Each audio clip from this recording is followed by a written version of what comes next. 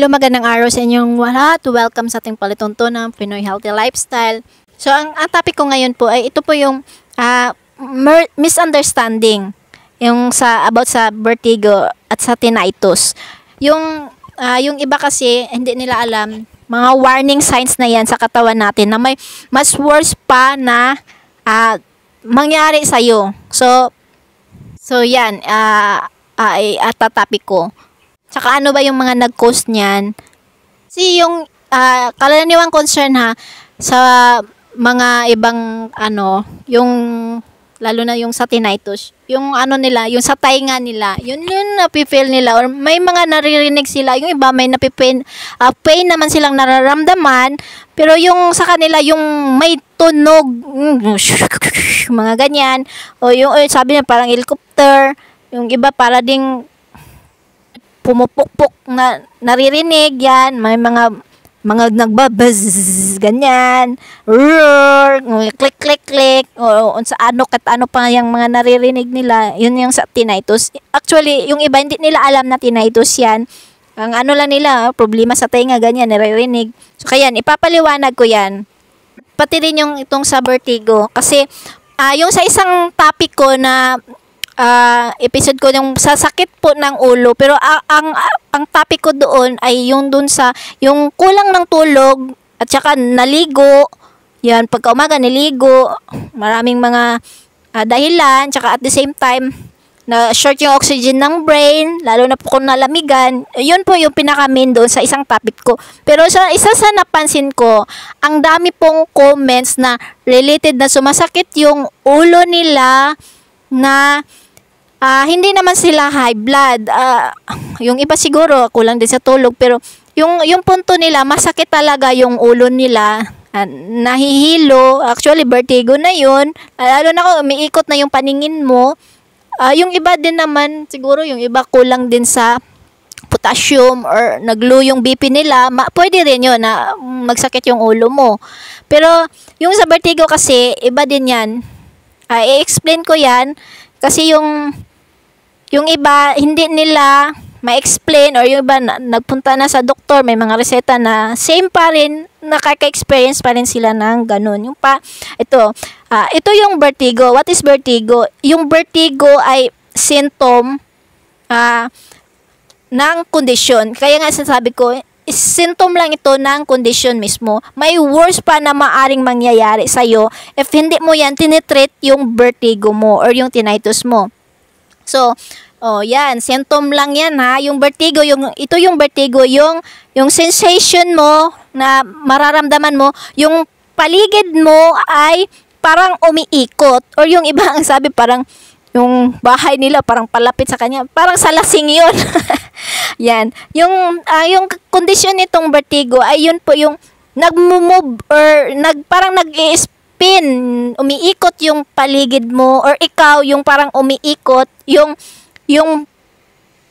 balance mo, kung tumatayo ka, parang mahihirapan kang bumalanse. Ang problema doon yung sa mga nakatayo na may vertigo, yung wala po silang mahawakan. Kasi pag hindi ka makahawak, ang worst dyan, kung hindi ka makahawak, syempre umiikot paningin mo. Dapat ka talaga humawak para mas steady ka. So, ang worst yan, kung hindi ka makahawak or walang humawak sa'yo, delikado yung mabagok ka. Yung mas madagdagan yung problema mo, mabagok yung ulo mo, syempre mag-bleeding yan doon sa loob, magka-blood clots. So, doble yung problema. Yan. So, at itong tinnitus naman, ito yung term, yung tinnitus, na yung nakakarinig ka na ng mga sounds inside your body. Actually, kaya nga, yung sa inside your body, yung akala ng iba, sa loob lang yan ng tainga.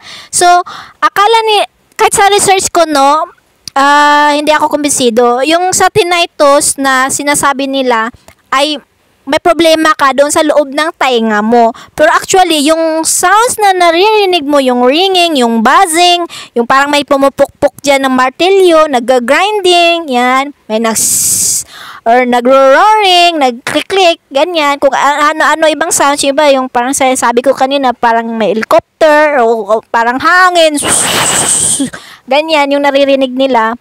Actually, kapares lang din ng vertigo, itong tinnitus at vertigo, sasabihin ko, ano lang to, warning signs na may worse pa na dadating or mangyayari sa'yo. Kasi, ito yung sasabi kanina sa vertigo, symptoms lang siya ng kondisyon. May mas malala pang kondisyon. So, kapag nag-vertigo ka na, warning signs yan. Uy, teka, dapat mag-isip ka, ano kaya to? Kaya yan, mag-isip ka. Kasi, hindi pa to yung pinaka sakit or pinaka mo talaga, kondisyon mo na nararamdaman mo. May worse pa. So, yan, dapat pag-isipan mo talaga yun. Kung yung iba, pabalik-balik sa ospital. Pero, hindi pa rin nila nakuha yung proper answer or proper medication na dapat nilang ma-achieve. So, yan, ipapaliwanag ko. Yan, yung sa mga kasi naka-experience, halimbawa itong sa vertigo at sa tinnitus, no, parang i-combine ko na ito sila. Yung sa maka-experience ka la vertigo, dizziness, yun, yung ulo mo, nahihilo ka, magkakaroon ka rin ng headache, yung vertigo mo, magnununsya ka, parang nasusuka, o yung iba, susuka na talaga. Sa tinnitus, yung sila, hearing issue, yung pangdinig nila, hirapan silang makarinig.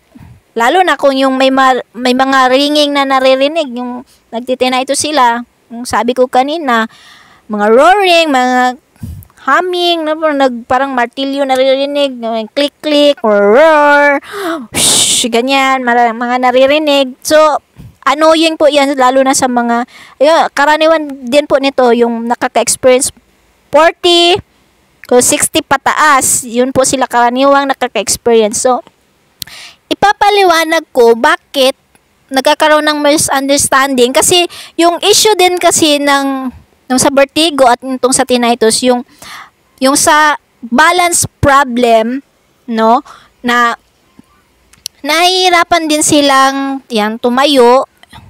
Yung worst pa na case nito, yun yung mas pag-uusapan ko. Kasi yung nasabi kong misunderstanding, lalo na itong dito sa tinnitus, no, na topic, yung sakit, akala doon sa research ko, yung tinnitus, yung sakit lang talaga siya sa tainga or may infection, ganyan. Tapos yung mga symptoms na yun lang, mga buzzing, ringing, ganyan. Sabi nila sa tainga yung problema. What I mean is, same lang sila ng vertigo na warning signs ito, may worse pa dyan. Kasi meron kaming pasyente niyan, actually isa itong Muslim, parang twice na siguro siya nagpakonsulta sa specialist sa tainga. Kasi yun yung na-experience niya, yung mga ingay doon, parang helicopter daw, ganyan sa loob ng tainga niya. Tapos para din man siyang nahihilo, yung balance niya, parang hindi siya steady, parang galaw-galaw, parang gawubi yung pakiramdam ng paa niya. Hindi man siya parang yung sa paa talaga, yung parang experience niya, parang hindi mabuti yung sense of balance niya ng katawan niya. So actually sa loob yan ng katawan mo, yan yung uric acid yan, no? Yung uric acid, yung sa ibang topic ko, party sa uric acid, actually marami man yan kalat sa katawan natin. Pero once na magtigil na yan siya, halimbawa, ang dito kasi sa vertigo, yung sa tinnitus, yung dyan yan siya matigil, hindi doon sa tuhod, yung sa tuhod, yun yung may ka-experience ng mga arthritis. Once na ang uric acid mo ay dyan sa brainstem po natin, dito po sa may batok natin yan, banda, yan, papalapit sa ulo, yan, dyan po yung brainstem natin. Actually, wala man yan doon sa loob ng brain natin, kaya sa masakit yung ulo natin. Nandyan lang yan sa may brainstem, bumabara. Yung kasi, Sa sinabi dito, yung sa vertigo, yung kondisyon na, kasi yung vertigo, symptoms lang siya. So, yung pinaka-worst condition dyan, ay yun pong mabarahan ka, yung ma-stroke ka. Yan. Yan po yung pinaka-main, yung sabi ko warning sign siya ng stroke. Yung vertigo, tinnitus, ganyan. Warning sign siya na pwede kang susunod dyan, mai-stroke ka na. Kasi yung uric acid na nasa likod, nasa brainstem mo, nasa may batok natin yan, once na magbara yan, lalo na po yung karaniwan nagbabara yan, yung mga taong sobrang hilig kumain talaga ng mga acidic foods, at the same time mga masebo, fats, nagko-combine yan. Tsaka bumara yan, inuman pa malamig, or yung nasa malamig ka na lugar, yan, may bara na nga, at tsaka nagko-constrict pa yung ugat mo, kasi nasa malamig ka na lugar, o minom ka malamig, so mas worse yan, yung utak natin nakukulangan ng oxygen. Kasi yung hindi, ang iba karaniwan hindi alam ito. Yung dugo natin, itong arteries natin, yan. Ito yung nagke-carry, nagdadala ng oxygen sa katawan natin. Sa lahat ng parte ng katawan natin, lalo na sa utak natin. So, kapag mabarahan dyan sa may brainstem natin, hindi, yung dugo, halos hindi na siya makapasok doon sa brain cells natin, sa utak natin. So, kapag yung brain cells natin, makulangan yan ng oxygen, siguro 5 minutes, mataas na yan. Yan, emergency case po ito. At tinatawag po ito, no, yung mga na-stroke na nakulangan mo ng oxygen. Ang tawag dito sa pagbara, yung ischemic brain attack. Ito po yung pinaka-term talaga, tawag dyan. So, what's the, anong mangyayari kapag makulangan oxygen utak mo? Ischemic, pagbara, brain attack. So, mangyayari dyan is either ma-stroke ka, yung iba makoma, yung worst, yung iba mapatay talaga. So, kasi emergency case po ito. Yun, yung nasabi. Worst pa to sa vertigo at yung sa tinnitus na nararamdaman mo kasi mga symptoms lang to. Yun, yung vertigo at tinnitus. Symptoms lang siya ng ischemic brain attack na pwede kang ma-stroke, makumatos, ganyan. So, yung sense of balance mo, yung pagtayo mo, nadidizzy ka, sakit yung ulo mo talaga kapag kulang ka ng oxygen yung utak mo. Yung brain cells mo, mamamatay yan kapag kulang ng oxygen. Kaya, pwede kang ma-stroke. Yung iba dyan, yung makuma, worse makuma. Daming nangyari yan. So, mamaya, may mga isa sample akong ganyan na dahil sa uric acid na siyang nag-cause ng stroke. Ang daming walang alam yan. So, kasi po, sa amin normal BP 130. Ang sa 110. Ang pinakamaganda yung sa 130 ka. 110, papuntang 140. Boundary lang yung 140. Mag-start ka na high blood, 150, pataas. So, buti nandyan ka sa mga 130. Huwag din yung nasa 100 ka, pababa, pababa yung BP. Ang hirap din yan. Magdidizzy ka rin yan. Yan. Luspad ka niyan, luspad. Maputla. Amin sa, kami sa natural medicine. So, yung 90% po ng mga karaniwang nai-stroke, unang naka-experience ng masakit ang ulo, ganyan, bago na stroke, siyempre warning signs yan. 10% lang po sa mga na-stroke, karaniwan po high blood. Yung 90% na karamihan at karaniwan na hindi nila alam na na-stroke sila, kahit hindi sila high blood, ay dahil po sa uric acid na nag-cause po sa kanila ng ischemic brain attack. Yan po. Kaya po sila possible na na-stroke. Yan, or na-coma.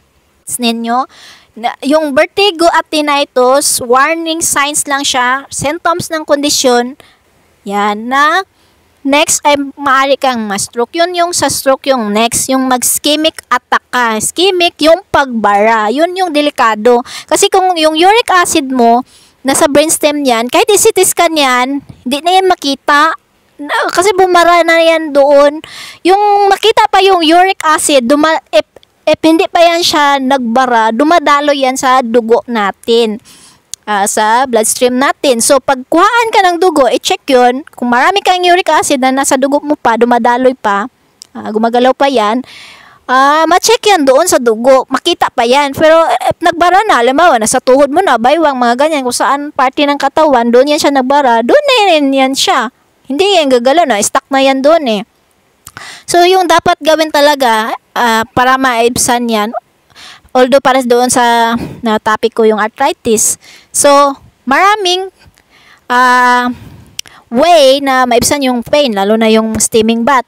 So, ito naman sa uric acid na nasa brainstem talaga. Siyempre, steam bath mo pa. Hindi na, pero actually helpful yan kung maano mo. Kasi kung alimbawa, mag-worse kasi yan kung nasa malamig ka na lugar, yan, factor yan. So, if mag-worse siya kasi kung nasa malamig ka, yung ugat natin ay magkukonstrict, liliit. So, yung daloy ng dugo natin, ng artery natin na nagdadala ng oxygen papuntang utak, ay nabarahan siya. So, hindi makakadalo yung oxygen doon sa utak natin. So, short ang oxygen. So, ang dapat gawin natin ay tunawin natin yung mga uric acid na nagbara dyan. So, nakakatulong yung steaming bath.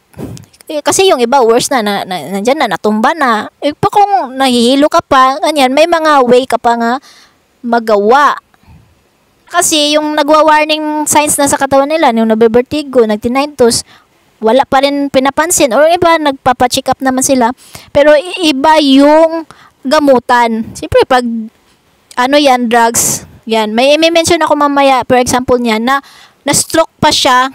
Ayun inano na nga siya in-admit na. Tsaka may drugs na pinainom sa kanya ng pamangkin niya na doktor. Mas na-stroke pa siya lalo. So, ano ko yan mamaya, bakit nangyari yun sa kanya. Ang best na gawin dito, kapag nangyari na yan, masakit na masyado yung ulo, vertigo, tinnitus, na sakit, hindi na kaya. Lalo na po kung nasa ospital na kayo, magpa-oxygen po kayo. Kahit mabuti yung hinga ninyo, yan, kasi merong nangyari niyan na case, yan, dinala daw sa ospital, dahil sobrang, ano na namin na marami siyang uric acid. Pero, hindi talaga nakinig, kumain pa rin ng karne, uminom malamig na tubig, at mainit pa din yung panahon. Kalaunan na dinala siya sa ospital. Ang sabi daw ng nurse, ang advice namin, magpa-oxygen siya doon. Hindi siya in-oxygen, kasabi daw ng nurse, mabuti man yung hinga niya, yung paghinga niya. Akala nila, yung sa nahirapan lang yung huminga, yun lang yung dapat oxygen. Ang nangyari doon, short yung oxygen yung brain. Ay maaling mamatay yung brain cells. Yun yung hirap. Sobrang sakit yung ulo eh. So, hindi in-oxygen. Kasi inano lang ng mga drugs, dextrose. Yan, kasi ano lang yung binigay na mga gamot. Ang nangyari talaga, namatay talaga yun siya. Kasi yung advice namin, pa-oxygen siya. Kasi nandyan, chance mo na, nasa hospital ka. So, ang dami kasing uric acid yung katawan natin, parang hindi mo maano yung sarili mo, ang dami kang nararamdaman. Lalo na yung pinaka-worst talaga yan sa ulo, yung ischemic brain attack. Diyan yung nagbabara yung uric acid mo. Yung pinaka-main problem, yung uric acid. Kung bata ka pa, ang source niyan kasi protein. Protein. Galing yan sa pagkain at iniinom natin. Kailangan yan ng katawan natin para magano yung muscles natin, para tumakad tayo. Yan. Ang dami pang source. Ang daming para ang gamit ng protein. Pero kung ang edad mo mga 30 ka, may mga iba na nga 20 plus, yung iba na stroke na, pataas na yung kasi sa lifestyle po yan ng tao, sa lalo na sa mahilig ng karne. May mention ko mamaya yung mga source ng uric acid, ulit-ulit pa rin kasi marami naman akong topic niya na na-mention ko, pero again sasabihin ko pa rin ulit. So, ang dapat gawin kapag naka-experience ka na ng tinnitus at vertigo, i-reduce na natin yung mga kinakain natin, sa lifestyle tayo mag-change. Yung i-change natin, baguhin natin. Yung iba kasi, may mga maintenance sila. Yun, bawa, iba, mga high blood. So, mag-ano po tayo, i-detox, tanggalin, tunawin yung uric acid. Kahit nasa tuhod or nasa may brainstem man yan. Yun, laking factor yun pong ma-oxygen po agad. Ma-mention ko mamaya yung ano ba yung mga ginamit namin doon sa mga pasyenteng ganyan. Ang dami kasi naming mga pasyenteng ganyan. Sakit ng ulo, nagtitinitis, vertigo, migraine, ganyan, halo-halo na. Ito doon sa mga sumasakit yung ulo, nahihilo, ganyan. Yung balance problem nila, yung sa tinnitus. Ano ba yung ginamit para maiwasan yung worst condition pa ng stroke, ischemic brain attack, yan na mangyari. Kasi first yung magvertigo at tinnitus bago ka pa ma-stroke dyan or mag-ischemic attack. Yan. Ito yung first na isa sample ko sa inyo. Yung sabi ko kanina, yung Muslim na dinala ng kapatid niya. Twice siya nagpunta sa specialist sa tainga. Chinek yung tainga niya, yan, paulit-ulit, ginamitan ng camera doon. Yung sa, iba naman yan, pinapasok mo sa tainga, nilalapit yan, naanuhan ng ilaw, yan. Walang proper, okay man, okay yung tainga niya, pero yun yung nararamdaman niya. Meron siyang mga naririnig na hindi ka nais-nais, hindi niya gusto talaga. Tsaka, yung sense of balance niya talaga apektado. So, yun. So, pagpunta sa clinic, sa amin, sa natural medicine, yun yung pag-check. Ang grabe yung uric acid niya. Sobrang dami. Tinanong, ano ba kasi yung palagi mong kinakain or iniinom? Yun ang unang sagot niya. Yung kape talaga. Ka-Muslim, syempre, ilang ulit yan silang nagpe-pray sa isang araw. Ang iba lang, nung umuupo lang, ganyan, mahilig yan silang magkape. Ang iba dyan, nagkuumpukan, nagkakape yan. Sabi niya, 7 beses siya magkape sa isang araw. Yan yung sa kanya. Yun yung source, pinaka-main source ng uric acid niya. Siyempre, kanin pa. Actually, madaming source, pero yun talagang pinaka-main niya sa isang araw, 7 siya magkape. So, yun yung source sa kanya. Yun. So, tinulungan lang namin siya na i-detox yung katawan niya, yung uric acid tunawin. Tinuro lang, tsaka pinagbawalan yung mga nagdadagdag pa ng source. Later on, makakain ka naman. Pero for the meantime, kung marami pang uric acid ang katawan mo, minimize talaga. Yan. So, ito yung sunod, yung malaking tao ito, Mr. P. One time, ang story niya, naglalakad-lakad siya sa oval, sa plaza. So, siyempre maaga, ganyan, wala pang kain. Marami kasing nag-exercise. Siyempre, parang hindi ka naman ganahang mag-exercise muna, magngapi or mag-inom muna mainit or mag-merienda bago mag-exercise. Yan, ako, prepared ko yung wala pa akong kinakain maaga. Yan, kasi magaan pa yung katawan mo igalaw, ganyan. So, naglakad-lakad lang siya. Malaking tao yun siya. Naglakad-lakad lang siya sa plaza, ganyan. Yung pauwi na sana siya, ang na-experience niya sa gitna ng daan, patawid siya, parang nawalan ng lakas yung tuhod niya. Sa Bisaya, nawalan ng umoy. Yan, nawalan ng lakas yung tuhod niya. Parang napaluhod sa kalsada, ganyan. Yun nangyayari sa kanya. So, hindi mo na siya umuwi sa bahay niya. Actually, kasi yung clinic ng doktor niya, nasa harapan lang din ng plaza. So, pumunta na lang siya doon diretso. Parang may hindi maganda sa nangyari sa katawan niya, ganun. So, ang sabi lang ng doktora niya na baka siguro Mr. P kasi bipihan, okay naman, normal lang naman. Yung, I don't know kung gi-check ba siya ng maayos ng doktor niya. Kasi ang advice lang kasi siyempre maaga pa. Sabi lang ng doktor niya, Mr. P, kumain ka lang.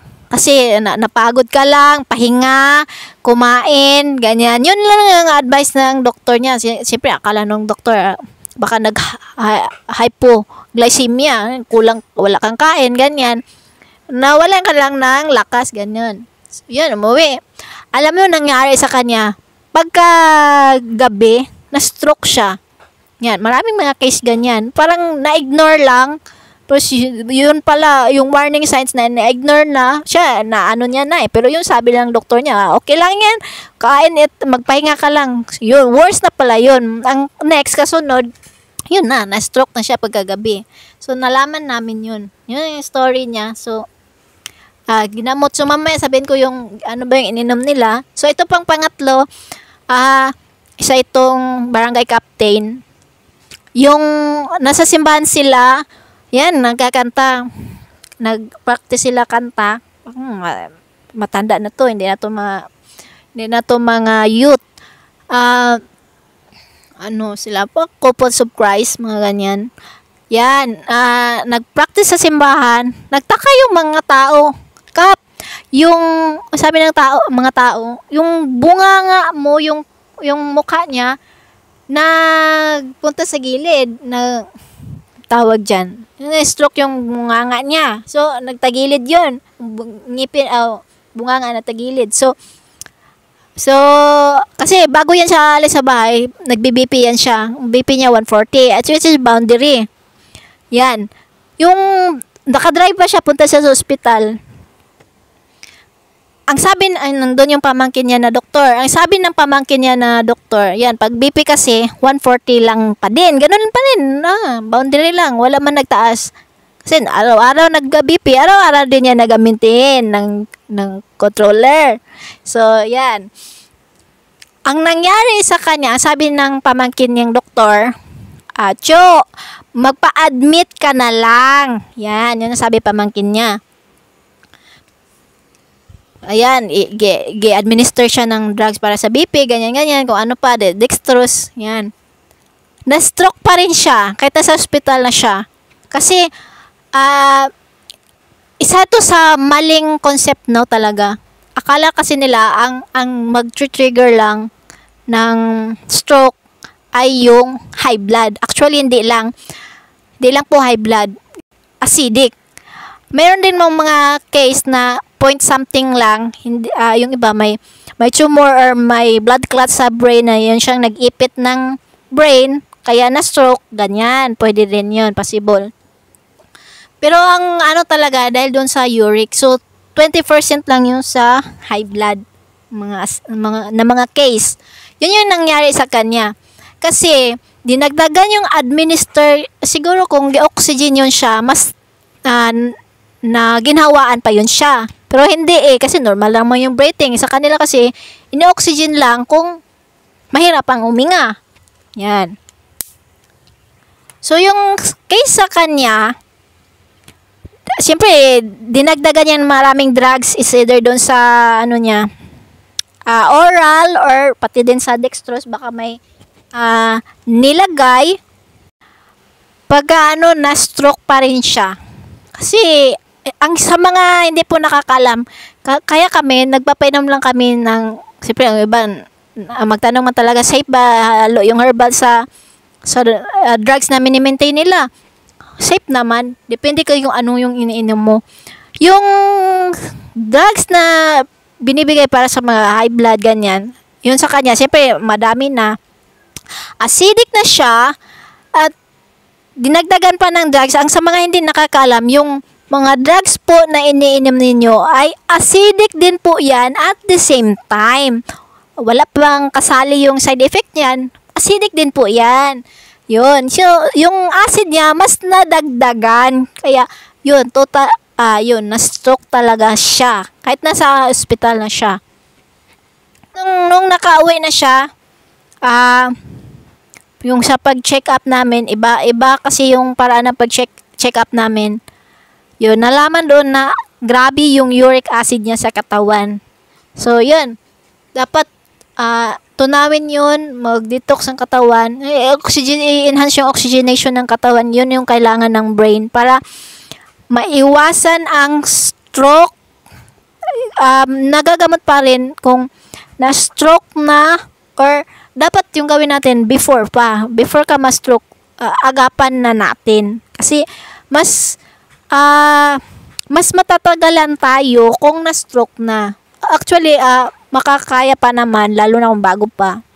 May ibang kasing case kasi na ilang years na naglipas, no? Bago sila magpagamot. Yan. Mabuting agapan. So, ito pa, ito yung pang-apat ko na example na mas worse ito kasi ang kasing naging gastos ay 1.4 million. Simpleng uric acid lang naman sana. Isa itong yung painter, yung sa mga bahay po, yung mga nagpipintura ganyan. Yan, yun pong trabaho. At that time kasi summer. Ang taong yun ay sobrang hilig po uminom ng beer at saka kumain ng yung mga pasayan po, mga hipon. Ako po, ang daming uric acid yan, mga limango. Maraming uric, maraming cholesterol, at the same time, meron din yung toxins. Kaya yung iba kumakain yan, ako po, nag-allergy. Kami, hindi kami kumakain yan. Hindi naman kami SDA, hindi kami Muslim. Sa mga Hudyo kasi, parang bawal yan kainin. Ganon. So, yun yung sa study din, may mga toxins. Yan. Yung tao yung hilig niyan kumain at uminom. So, that summer, yan, masakit-sakit na yung ulo niya. Palagi summer. Siyempre, pag init, ano din yung alinsangan, ano din yung pakiramdam ng ulo mo, aburido ka din. So, yun kain pa rin siya ng kain mo. Siyempre, kanin. At marami pong pang factors na nagdadagdag ng uric acid niya.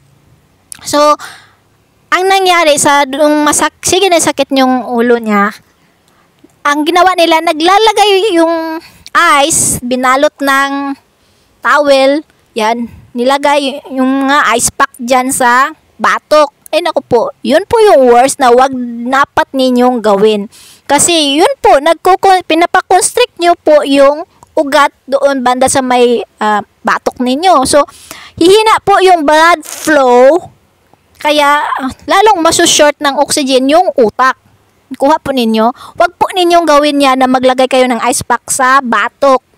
Kaya mag-worse pa. Mabuti pa hot compress yung gawin ninyo para maibsan pa yung sakit. Yan, kabaliktaran, di ba? Yan, yung ginawa nila. So, ang nangyari sa asawa niya, dinala na sa ospital.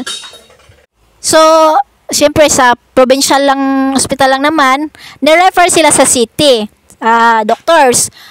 Ayun, doon nung dinala na siya sa doctor's hospital, yung BP niya ay umabot na sa 600. At saka, wala na din siyang malay. Actually, simple uric acid lang naman sana. Kung naagapan lang, ay hindi na sana siya nag-worse pa. Ayan, dinala na siya sa siyempre wala nang malay. Doktor na talaga yung bahala. Siyempre, yung pamilya, sunod na lang yung advice ng doktor. Yun, agad-agad, pinaoperahan siya. Actually, short yung oxygen yung brain niya. Kaya yun siya, nawala na siya ng malay. Sobrang sakit na kasi yung ulo niya. So, yun yung nangyari. Before yun napunta yung asawa niya sa clinic namin, tapos na opera. Matagal, parang siguro mga 1 buwan na sila na nasa ospital. Nasa ospital pa rin sila. Actually, yung kapatid ng asawa niya na pasyente, yung asawa, yung nagpanta sa bahay, yung misis. So, sabi ng misis, alaman ng mga kapatid niya, ng partner niya, yung partner niya, yun yung pasyente, na parte doon sa pinapainom namin sana, yung para sa uric acid. So, sana, hindi na siya nakagasto.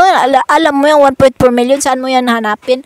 Ang kabutihan kasi, yung misis niya, meron silang, kumbaga, malapat yung lupa. Yun yung nangyari. Pinagbenta binenta. So, kalaunan din, wala na talagang natira. Yung wala nang natira sa lupa nila. Yung sabi ng misis pagpunta sa clinic, yun, yung asawa niya, tapos opera, ganyan. Ganyan. Ang nangyari pa rin, wala pa rin siyang walang lakas, halos may malay naman siya, pero yun, parang gulay yung asawa niya. Pero akala nila, kasi pag operahan, akala nila, back to normal na, ganyan. So, yun yung nangyari sa asawa niya. Parang lantang gulay pa rin. Parang akala niya, parang wala mang epekto, or parang mas worse pa ba, parang ganon. Ayan. So, habang nasa hospital, siyempre, pinatake na lang namin sila. Ang asawa niya lang na yung nag-administer, yung pinainom namin. Ang pag-inom niya, nakagalaw-gala na yung asawa niya, yung partner niya. Kasi ang nangyari lang kasi doon, yung parang nabalik siya sa pagkabata na parang turuan mo pa ulit lakad, turuan ulit sulat, parang yung brain kaya kami kapag lalo na yung may mga blood clots sa ulo, mas better na ipatunaw mo lang yun. Kaya ang doktor kasi parang wala silang masyadong medication. Pero actually meron naman yung ini-inject na halo sa dextrose. Yan. Para matunaw yung mga blood clots. Pero sa kanya kasi parang wala naman siyang blood clots, uric acid. Ewan ko anong inopera doon sa ulo ng asawa niya. Yun, parang nabalik bata. Yan, walang lakas, hindi makatayo. Pagka inom ng asawa niya, yung sa Royal Blood, yan, bumalik yung lakas, yung energy. Actually, hindi lang yung Royal Blood binigay namin. Hinaluan ng Activa. Yun, na ano niya talaga, epekto. Nakabalik yung energy, nakagalaw na yung asawa niya. Hindi na parang lantang gulay. Actually, pag maano na kasi worse na yun, hindi naman yan agad instant marang sili na aanghang agad. Kasi pag, yun ang sabi, talaga, kapag ma-stroke na, hindi mo agad yan maibabalik agad-agad. Kasi kapag nasira yung brain cells, yan, it takes months, years bago mo yan ma-repair. Kaya kami, kung naka-experience ka na talaga ng vertigo, tinnitus, pananakit ng ulo, yan, or yung iba, siyempre yung iba bago totally ma-stroke, makaka-experience sila na magbanhod yung katawan nila, yung left side or dalawang katawan, mamamanhid yan, yung paa or kamay, mga signs po yan ng stroke. So, dapat pwede mong maiwasan bago ka pa ma-stroke. So, yun. So, yun, ginamot na lang din namin. Kaya yun, mga isang linggo, naglabas na sila sa ospital kasi nabalik na yung energy ng asawa niya. At later on, nakatayo na. So, kaya nakagasto pa siya ng 1.4 million. Marami din siya. Siyempre, kinulang din yung na binenta niya na lupa. Marami din siyang charity na pinintuhan, hinihingian ng tulong, mga organization. So, malaking factor po talaga na maagapan, una-una pa lang. Kahit yung sabi ko, yung misinterpretation, misunderstanding, simpleng tinnitus or vertigo. Yung migraine early stage pa lang yan. Ang next yan ng vertigo. Yung iba mag-tinnitus, yung iba vertigo lang. Ang next is stroke na. Yung worst na talaga, yung makoma. Ang iba kasi yan, maaaring matuluyan, maaaring mamatay.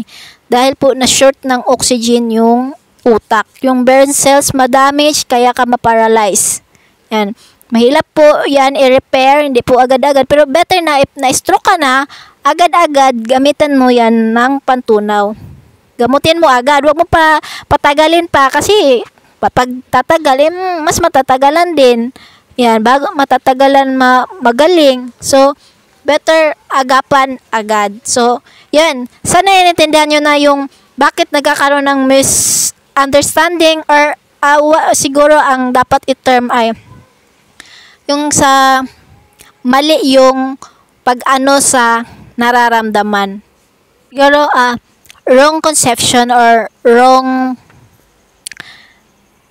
diagnosis. Yan, parang yung siguro yung term na bagay gamitin. Kasi yung sa tinnitus, yung hindi yung infection or an air infection yung nag-cause ng tinnitus.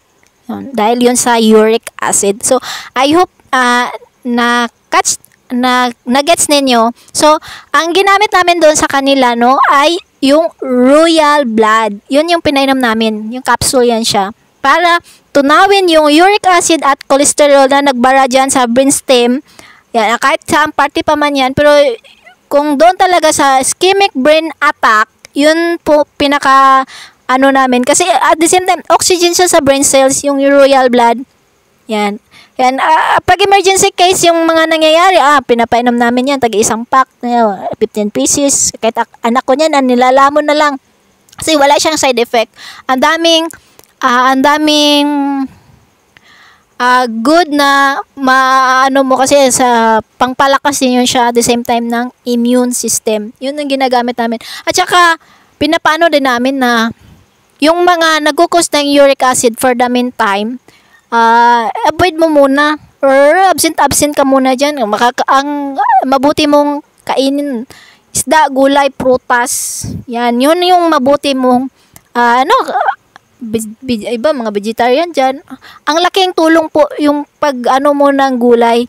Maraming minerals yan. Yun, kapag acidic yung environment ng katawan mo, ang dami mo talagang sakit, ang dami mo nararamdaman. So, pag acidic ka, ang dapat mong gawin, punuin mo minerals yung katawan mo. Nasa gulay yan, nasa prutas. Yan, higop ka ng mga, halimbawa, haluan mo ng yung piniritong isda, haluan mo ng yung gulay ng malunggay, alugbati, mga kulitis, kamote, ano man yung available dyan sa inyo ng mga gulay. Wag lang yung puro pichay.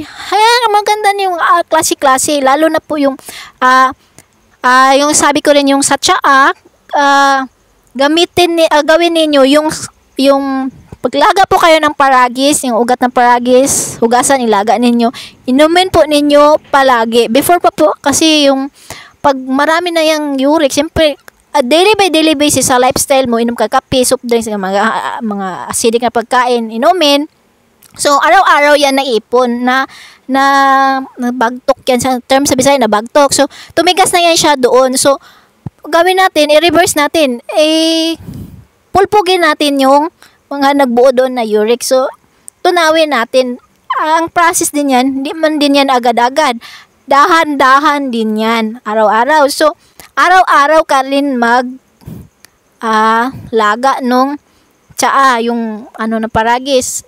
Parang isitubig mo na siya. Parang ganyan, gawin mo araw-araw. At the same time, sa lifestyle mo sa pagkain, healthy lifestyle na din, more on fruits and vegetables. Yan, kasi yun yung source ng minerals.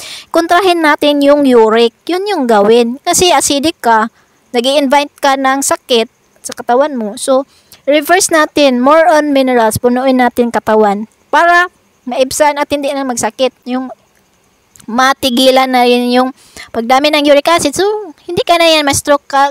Karaniwan sa mga pasyente namin, kasi inikot namin yung Mindanao. Karaniwan sa pasyente namin na mga healthy, alam nyo, mga Ilonggo, Ilocano, mga Bulanon, ganyan, Bisaya.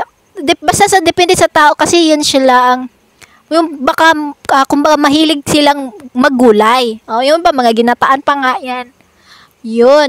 Karaniwan, kine-congratulate namin yan sila kahit mga lola na yan sila, no. Mga healthy sila. Pagtanong, uy, ano yung lifestyle mo, nanay, ganyan.